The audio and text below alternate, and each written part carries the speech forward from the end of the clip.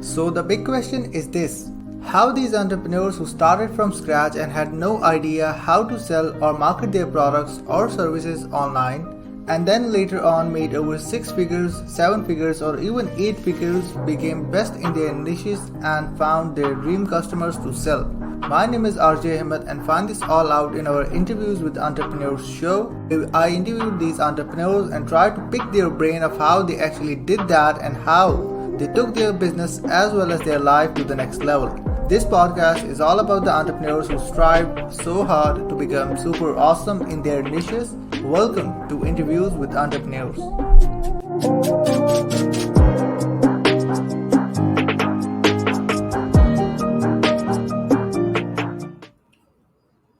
Welcome to Interviews with Entrepreneurs show where we interview entrepreneurs who are super awesome in their niches. And guys, like today we are having a legend and OG of our space, which is crazy. And I'm humbled by his presence today.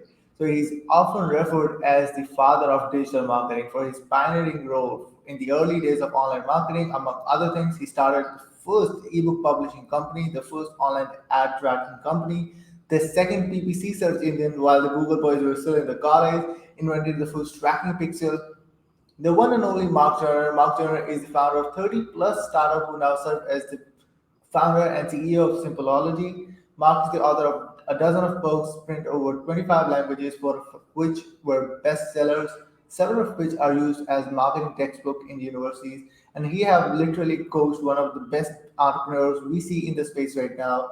So please welcome Mark Joyner. Hey Mark, thank you so much for being on the show today. Yeah, great to have you, man. Great to be here. Truly appreciate it. So, for example, some people out there who are living under the rock or like haven't even born, during the time when you started your journey out there, could you walk us through the journey, like how you actually got into or like pioneered the digital marketing as we talked about? Yeah, so I'll try to keep that brief. It's a it's a very Yeah, long story, but um, true. I was entrepreneurial when I was very young, and I had lots of various entrepreneurial activities when I was quite young, and I didn't really pursue that quite seriously. When I was in the military, the internet was just sort of getting warmed up. Now, I'd been exposed to the internet when I was younger. I was exposed to something called the ARPANET, which was a predecessor to the internet. A lot of people don't know that Mm. DARPA is where this came out of. It was a military project to allow uninterrupted communications to occur. And we used to use these teletype machines and these big, earmuff modems to communicate back and forth. And I had an uncle who was working in the aerospace industry, and he had access to an ARPANET machine.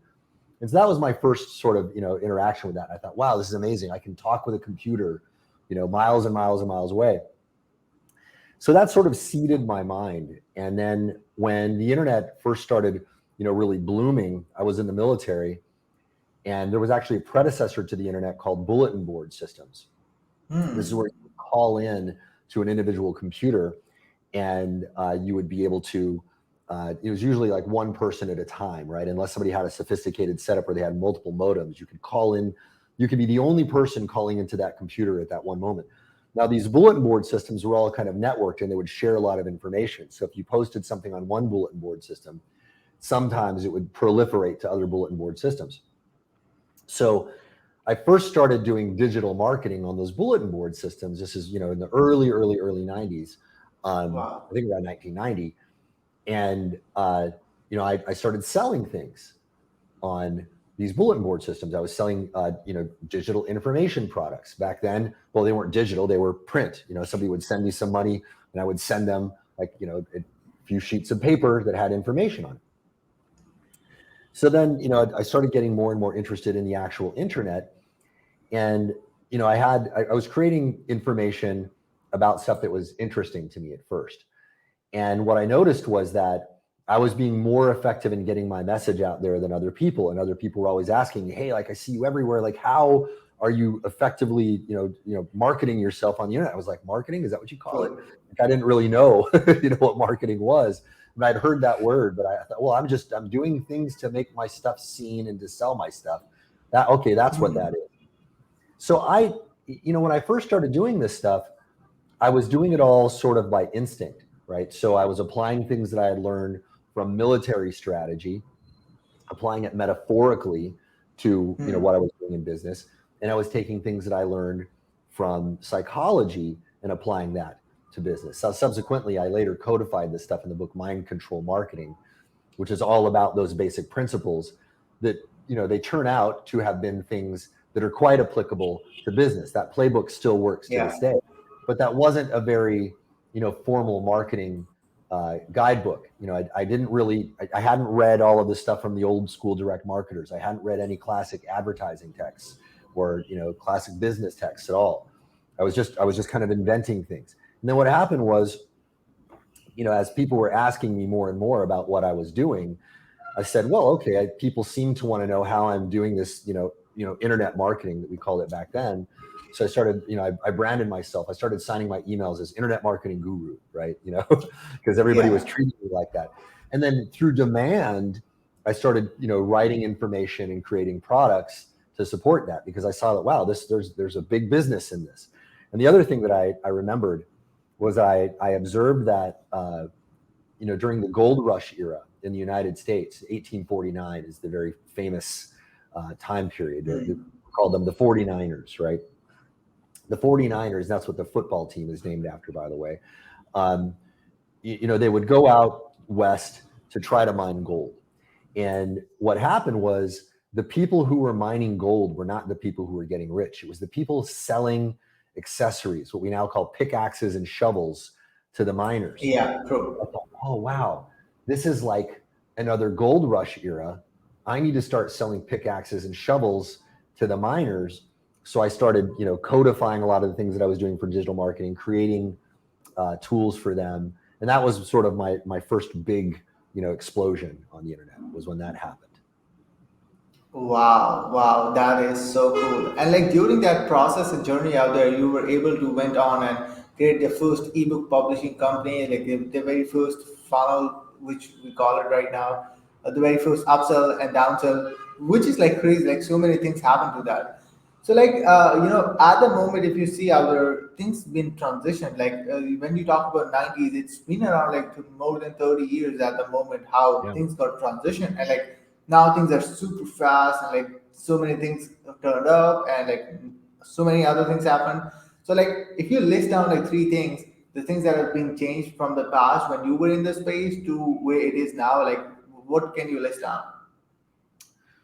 Wow. Okay. So off the top of my head, immediately social media comes to mind. Yeah. That's, so one thing that we have to really understand that's important is that pre-internet, all communication, was mostly one way, right? Well, all mass communication was one way. And, we Yeah. could have, back and forth communication, but it was through, telegraph or phones. It was like, we had conference calls. That was a big deal. You could have a few people on a conversation at one time, all on the same phone line. But for the most part, most mass communication was one to many, right? Yeah. So the internet, so now what we've done is the big innovation here, to put it in the simplest possible terms, we've gone from one to many to many to many. Okay. Now this doesn't seem like it's a very big shift, but it's actually an enormous shift.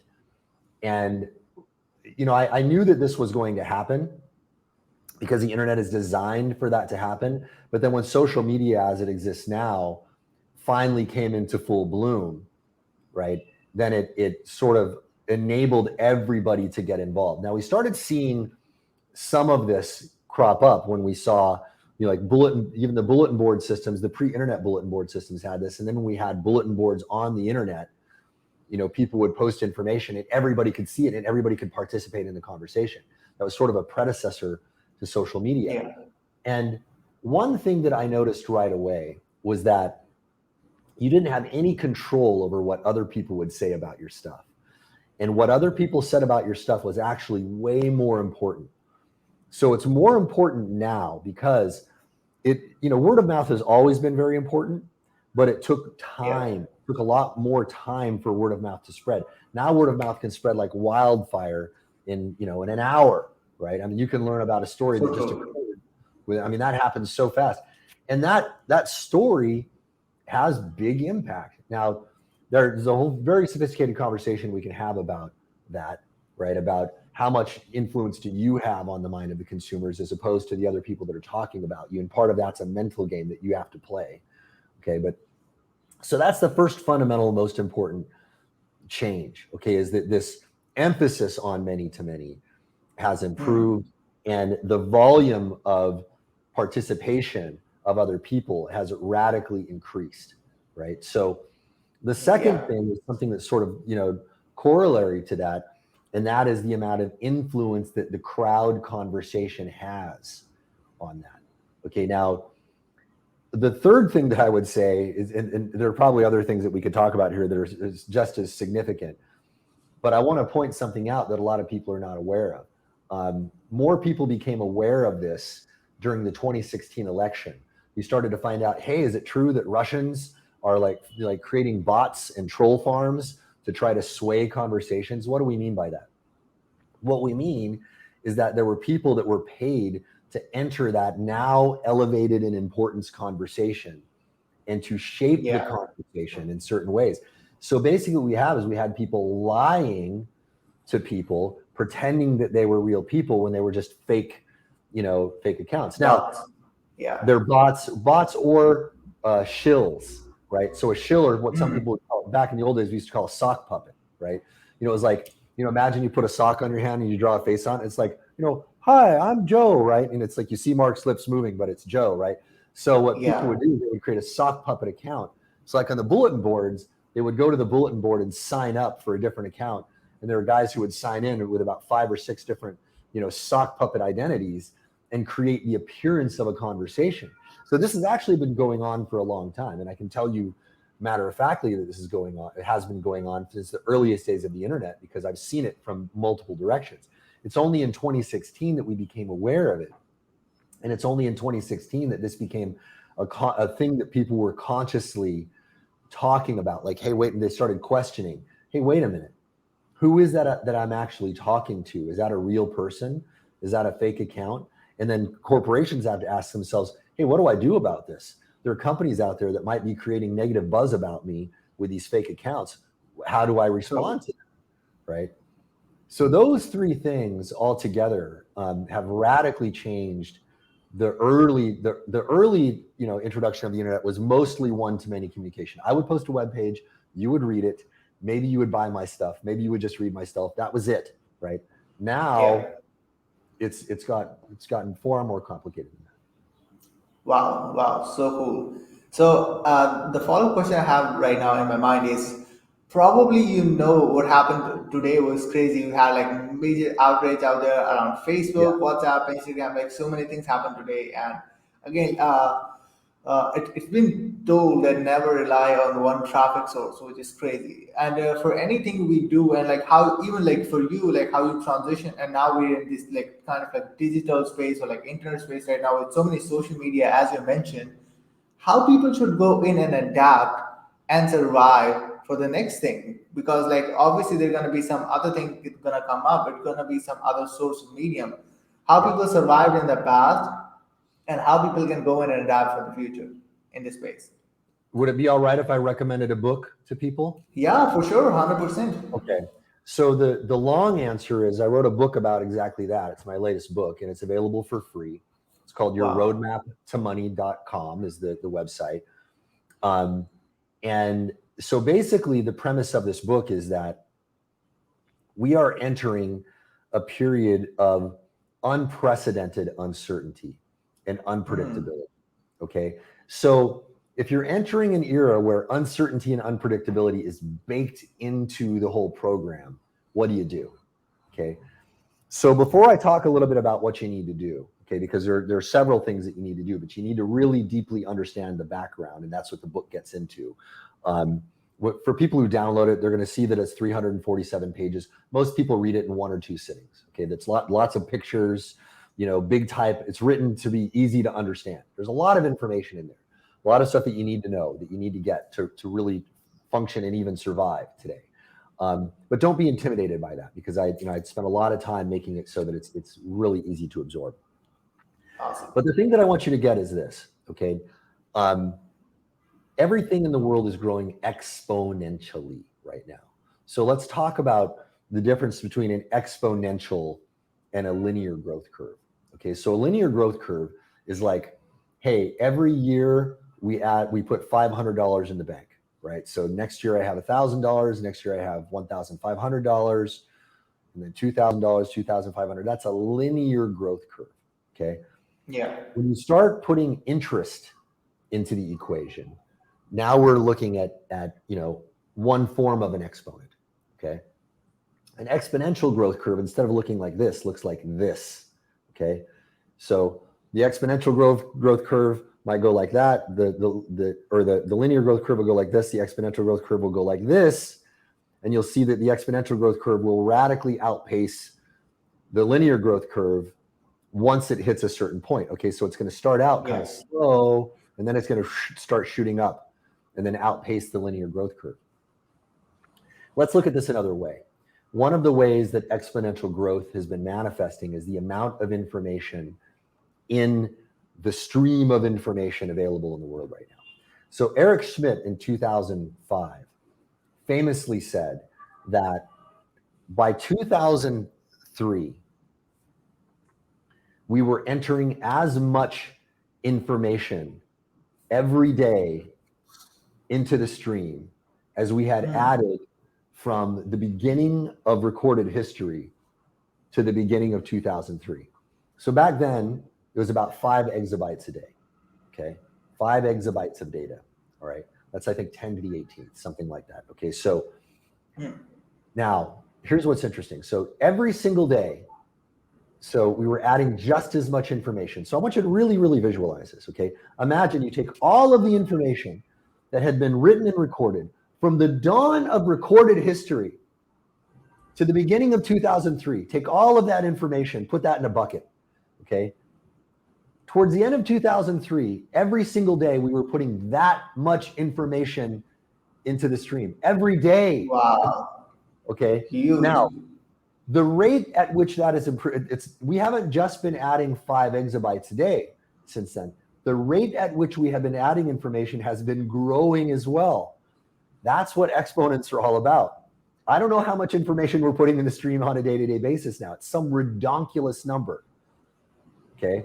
So yeah, that's the power of exponential growth. Now, this has actually been going on since the beginning of recorded history.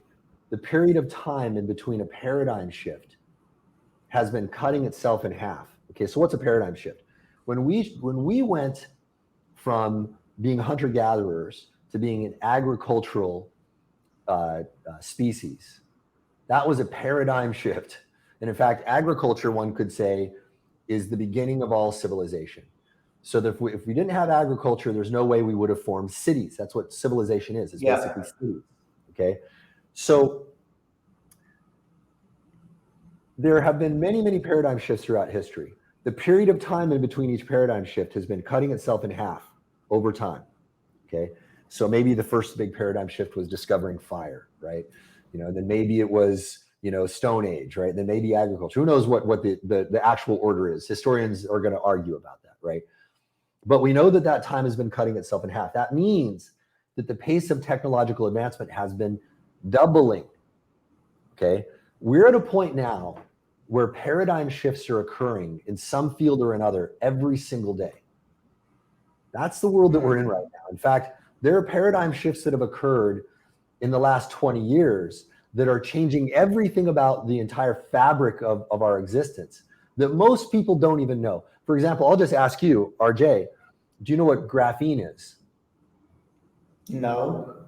Okay, you're a super smart guy. I know that, right? You're very well educated. Okay, here's the thing. This isn't I'm not saying this to poke at you and go, oh, look at that, RJ doesn't know this thing. No, there's tons of stuff that I don't know either, right? In fact, there's enormous volumes of stuff that I'm not even aware of. Graphene is something that's going to absolutely change the way the world exists. Okay, and it's one example of a larger phenomenon called the nanomaterial revolution. And we can go to a rabbit hole about what graphene is and about what an enormous paradigm shift it is. But I'll give you a little hint of this. Do you remember the periodic table? The periodic table of elements? Okay. So the nanomaterial revolution, the implication of that is that behind the periodic table, there's another periodic table. And behind that one, there's another one. And behind that one, there's another one, and another one, and another one.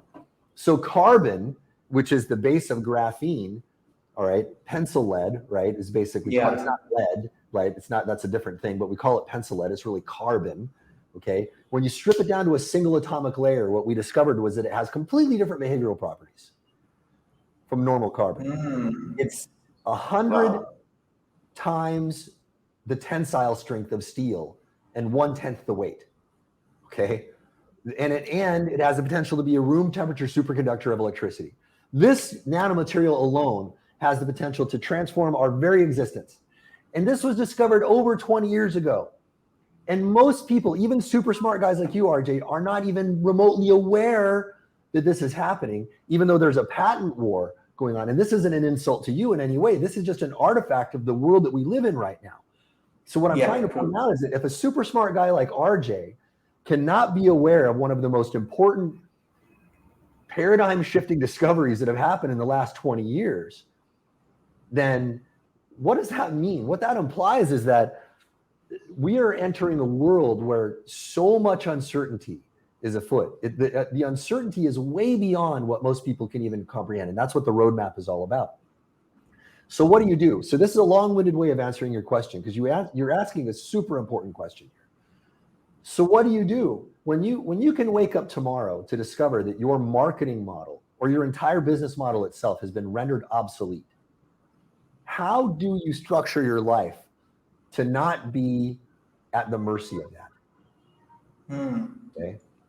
Yeah. So the first thing, so I'll give you guys one of the keys, because we don't have enough time today to go into all of it, but one of the first things that you need to understand is that you need to develop independence from the big tech marketing platforms.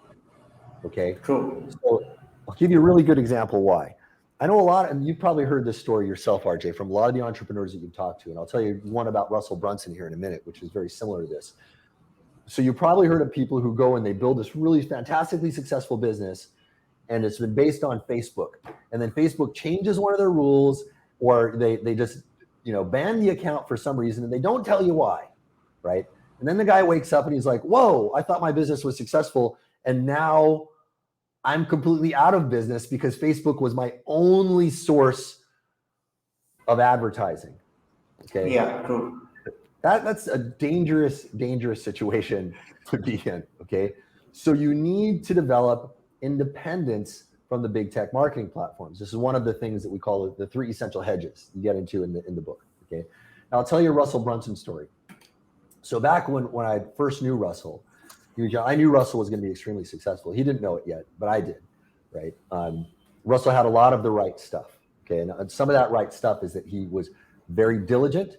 He was honest. He had a crazy work ethic. When he did high school wrestling, which I recommend to anybody, by the way, right? Wrestling programs are some of the most physically arduous, and it will prepare your mind for the difficulty of business. Okay, I knew that Russell had the pedigree all right, okay? So I spent time helping Russell. Yeah. Russell, one of the early successes that he had was he was making a lot of money with Google AdSense. So back then, it was really easy to make a lot of money with Google AdSense, because what people would do is they would just spin up, garbage websites and then submit them to Google and then sell ads back to Google, right? And so after a while, Google got really smart about this, and they said, oh, hey, wait a minute, these guys are basically polluting our search engine. As a guy who started one of the early search engines, I know what a serious problem this is for search engines. You've got to filter out all the garbage. There's lots of garbage information out there. So Google changed their algorithm, and one day, all of these websites that were making a lot of money with Google AdSense were shut down. And I warned Russell about this long before it happened. I said, Russell, it's great you're making money with these guys, but I'm telling you right now, you need to start building your email list. Because one day, this thing that you're doing, it's going to go away. And he's like, well, really? Why would it? Everything seems to be fine. I'm like, dude, please trust me on this. I said, just start building your email list right now. You're going to thank me for it later. He says, well, okay, Mark hasn't screwed me wrong yet, so I'm going to trust what he says. He started doing that. And you may have heard him tell this story. So many times. Several times, right? Because this is a very important lesson for people to understand. when Google AdSense got shut down like that, he was like, well, I've got my email list. That's why Mark told me I can blast a message to my email list and start making money today. I'm not dead. Okay, so this is why you got to have independence from the big tech marketing platforms. You have no control over what those platforms are going to do. They will make a life-changing decision on your behalf, and you will wake up to discover that that decision was made on your behalf. You had better be ready. Yeah. Wow, wow, this is so cool. And like as you mentioned, like about Russell's story out there, that is so true. Like he talked about it a lot of time around that, like over the course of the time, and also in his book as well. And I remember in his book, the initial start of the book was the storm is coming, and he always talked about this concept around like you can't rely, and then something would happen, like another slab gonna come up. He talked about this story a lot, and he was like, I was watching other people making money, and then like Mark was talking about just build the list, just build the list, and then some people had their Google Slab, and over the course of time, and he was just focusing on the list building. That's Yeah, right. that's so true. So like, tell me about like Simpleology, like what it is, and like how it's worked for other people out there. I know it's about like more productive, like saving you more time and like do it in other productive tasks out there in your business, in your life in general to be a better person, but leveraging time in most essence. So like, let us know about that. Well, simply put, what Simpleology is, it's a chaos management tool. I don't Hmm. like to say it's an information management tool or a productivity tool, because there are lots of tools like that out there, and Yeah. most of them don't work, right? So or they're not very effective. And I'm not saying that just because I'm a competitor, but because I created these things because I saw that most of the solutions out there just didn't solve the real problem. So one thing I was explaining to you earlier about this exponential growth of information. This is something that I saw. I saw the writing on the wall about this, and I realized, man, most of the people that I know in business who are having problems don't need more marketing solutions. They would all come to me for more marketing solutions, and I was like, man, after talking to you, you got plenty of great marketing ideas. You don't need my marketing ideas. What you need is to unjack your productivity, because your productivity is Yeah. horrible. You know, and and then as I started digging into that, I discovered that most of the productivity problems were basically from bad information management, and that bad information management came from all of this chaos and people not knowing how to manage themselves in the face of that chaos. So Simpleology helps you figure out, like, what is actually meaningful for me to do today. So it's a decision tool of like whittling through all that information. It's like sifting and going, I've sifted through all the crap. Here's 2 gold nuggets that I need to focus on today. All of the garbage is now sifted away. Here's what I need to focus on that's actually going to move the needle. Here's what's going to bring me closer to what I want to accomplish in my life. That's what, in the simplest sense, Hmm. Simple does for people. And when we started it over, God, I guess like 17 years ago now, it's it has evolved a lot, but it was intended to solve that initial problem, because back then the problem wasn't as big as it is now, but I knew that it was going to become bigger and bigger and bigger. So a lot of my companies that I like to build, I like to be forward thinking. Obviously, when I first published ebooks, and people were like, nobody's going to buy ebooks. I have a lot of famous authors who even Yeah. said that, which I won't embarrass. Um, but I got a lot of that, right? So in Simpleology, a lot of people see it and they're like, well, that's not really a problem for me. But then years later, they're like, oh, hey, I need your stuff now because I'm starting to see that this is a bigger problem. Okay. So we have a lot of business tools built into Simpleology as well, but primarily it helps people figure out, what's, how do you know what's important in your life? And then how do you make that happen? Right. And that's a simple question to ask, but not an easy question to answer. And Simpleology gives Hmm. people sort of a step-by-step process that they can go through every day to know, oh, okay, oh, I do this. Yeah, that makes sense. Now I'm going to feel, rather than feel overwhelmed and be pushed by everybody else's agenda throughout my day, I'm going to do what's really important for me to move the needle towards what I want in my life. Yeah, wow, wow. This is so cool. Well, Mark, thank you so much for being on the show today. I will add up all of the resources out there in the comment section down below, and also in show notes, also the book link, and also Symbology's website, so people can check out. I know they have like a free plan as well for them to go and like walk through it, and let's just move on and go for the other paid plans as well. So like where people can get into your world as well and follow you and throughout the time. Yeah. Well, I'm not that active on social media, really. I post on Facebook from time to time, and that's about, I do Yeah. that just kind of for fun. I don't, so guys, don't model my social media strategy. I try to stimulate people's thinking with my social media, and that's about what I do. So again, please don't use that as a marketing model. But if you want to follow that kind of stuff, you can just go to facebook.com/Mark Joyner personal, right? That's where I'm most active on social media. But really, if you want to, know what we're doing in the business, go to simpleology.com, sign up there, and people can start a free trial and all of that, and that's where they'll be tapped in, because that's the primary business. Yeah. Awesome. Awesome. Thank you so much. So, like, any last thing that you want to say, Mark, before we round the show up? Yeah, I would like to give people a very dire warning. Okay, so the fact that you are entrepreneurs is great right now. Yeah. You are ahead of the game, because I will tell you right now, there are many people in the world who are going to wake up in the coming months and years to find that their jobs have been erased. And it's not just lockdowns and things like that. It's going to be the pace of technology itself. In fact, the roadmap was warning about a lot of the stuff that we've seen happen over the last year and a half. It was right on time, like right when that came out. A lot of the stuff that I was warning about started happening immediately. um, I don't like being right about that stuff, because they're difficult things for people to manage. One of the things that's going to happen is jobs are going to be made obsolete through automation, artificial intelligence, robotics, things like that. There are many, many different vectors that are going to be changing the landscape for everyone. Yeah. But historically, we can't rely on our governments to provide for all of us. Governments have been faced with these challenges in the past. They often uh, um, lead to catastrophe because governments are not fast enough. The United States government, for example, is built to be inefficient. Okay, by design, it's intended to be inefficient so that we could slow down the efforts of any would-be tyrants. All right. Um, Hmm. so what we have to realize is that we've got to take matters into our own hands, and part of that is going to be entrepreneurship.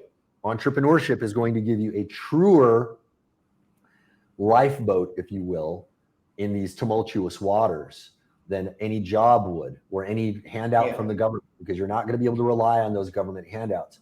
Take your business seriously. We are in an era right now where the success of your business is a life or death thing. And I'm not saying that to be hysterical or to make you be fearful, but to make you wake up and say, holy shit, I'd better really, really start building my business, and not just joke around about it, not just read a bunch of stuff and watch a whole bunch of videos and not do anything. Really, really do it. Okay. And that means taking the correct action every day, not getting bogged down in all the excess information, not getting overwhelmed, not falling down research holes to wake up a month later to discover that you haven't actually accomplished anything. Actually do stuff, real stuff, to build that business. Start making money with it. Start doing it as if the life of yourself and your family depends on it, because it does. Yeah. Wow. That is so awesome. Well, Mark, thank you so much for being on the show today. It was absolutely honor to have you on our show. Great to be here. Thank you, RJ. Awesome, guys. Thank you so much for watching, and we're definitely gonna see you guys in the next episode. Until then,